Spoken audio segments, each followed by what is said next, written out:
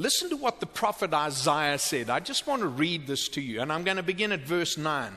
Isaiah said this. He said, remember the former things, those of long ago. I'm in Isaiah 46 and verse 9. Remember the former things, those of long ago. I am God, and there is no other. I am God, and there is none like me. I make known the end from the beginning. From ancient times, what is still to come. I say, my purpose will stand, and I will do all that I please. From the east I summon a bird of prey, from a far off land, a man to fulfill my purpose. What I have said, that will I bring about. What I have planned, that will I do. Isn't that great? All right, let's go to the book of James. Everybody turn to James chapter 4. I want to read from verse 13.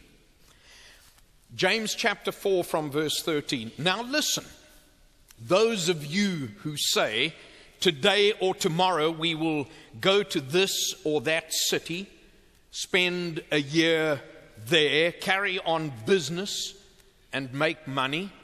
Why? You do not even know what will happen tomorrow. What is your life? You are a mist, a vapor that appears for a little while and then vanishes. Instead, you ought to say, if it is the Lord's will, we will live or do this or do that. As it is, you boast and brag. All such boasting is evil. Anyone then who knows the good he ought to do and doesn't do it is sinning against the Lord. Whoa! What is God saying here?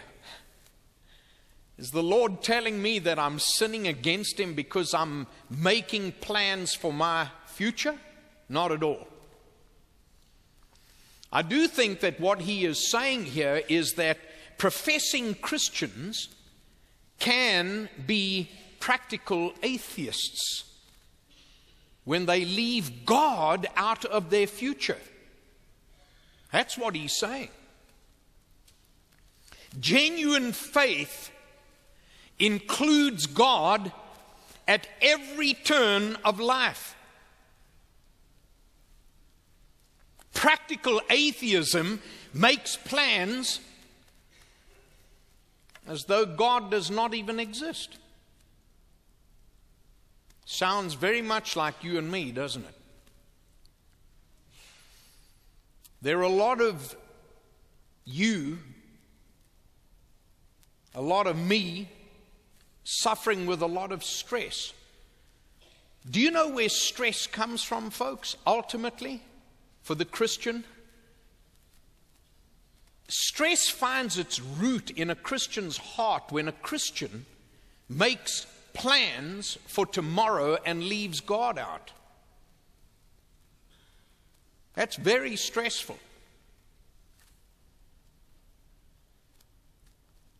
That's why so many of us micromanage. That's why you've got to keep your finger on everything.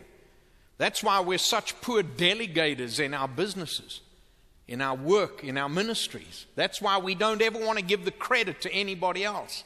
That's why we don't want anybody else to hold the flag. We don't want anybody else to do what we believe we are the only ones capable of doing. And so stress enters our lives, and when stress enters your life, you become encompassed about. You give Satan an opportunity to gain a foothold in your life. You start doubting, you get weak, you get worn out, you get exacerbated and exasperated, you grow tired. You find yourself waking up every day saying, I don't know how I'm going to be able to cope with the day. But when we understand that God is already there, we become borne up, as it were, encompassed about. We get carried in His hands, And there's a difference between planning for tomorrow being held in the hands of the one who knows about tomorrow than planning for tomorrow on our own. And that applies to retirement. It applies to making financial investments. It applies to what we're going to do about that physical diagnosis. It applies to everything in life. This is a real identity crisis. We've got a crisis among Christians in America today because there is a frenzy going on concerning the future of America.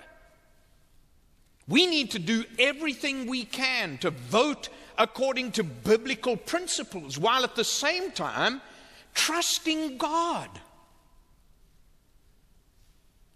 Because God is involved in the affairs of man, and He loves us.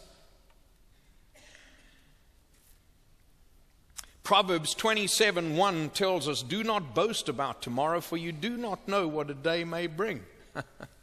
I'm inclined to say to you today, my friends, simply this, that trusting God for the future does not exclude the need for personal planning, but rather it demands personal planning.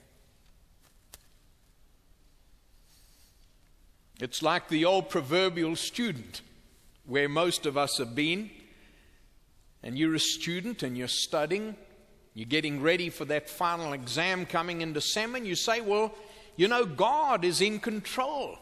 God knows that I'm going to become a doctor or a lawyer or a teacher or an engineer. God knows that. God's got my future in the palm of His hand.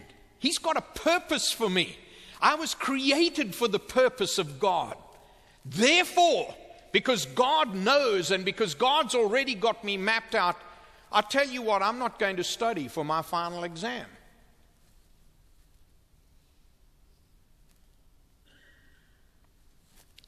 Trusting God for the future does not exclude the need for personal planning. Rather, it demands it.